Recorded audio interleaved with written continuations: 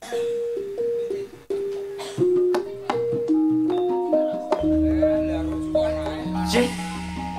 gedeng kelantaran penjumlah Bapak Tati sing duwe kayem.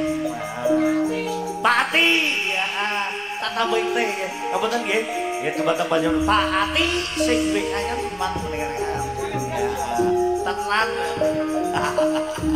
Pak Ati sing dengan. Tenang iki. Nggih. Woro-woro pun katelumet tanggalipun 22 bulan 6 monggo sami tumplek-plek wonten Sukomalu dalemipun Bapak Eki utawi Mas Yahya. Salamipun diaturaken dhateng Ibu Eki Sukomalu. Bu Eki pun tilem riyin nggih ngerantos Bapak Eki utawi Mas Yahya. Ngene sesarengan Marga Laras tanggal 22 bulan 6 monggo tumplek-plek dalipun Pak Eki Juragan Kopi. Nggih, monggo sing oleh undangan tanggal 22 bulan 6 tumplek-plek dalipun Pak Eki Mas Yahya. Nuwun.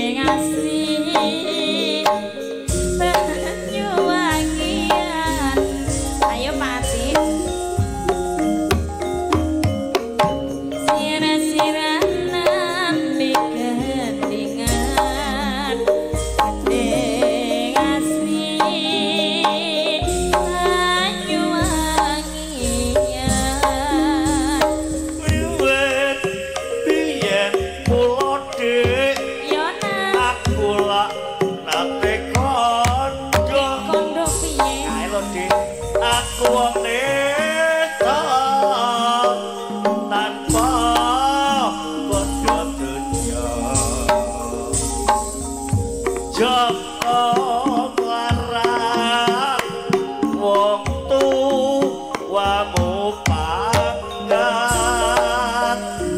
aku rekoso urip wis kaya iki wis wancine jajak kowe didhawuhke karo wanita ayu ora cocok sing paiten padha sugih kaito paiten sane priyo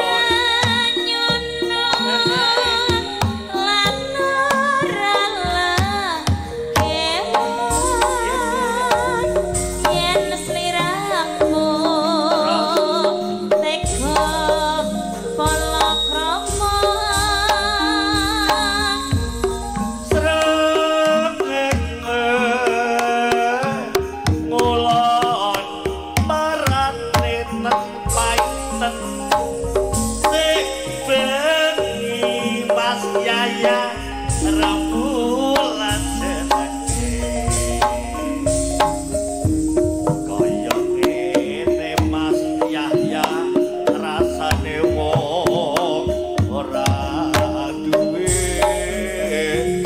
tresno teman dianggep sepele omahe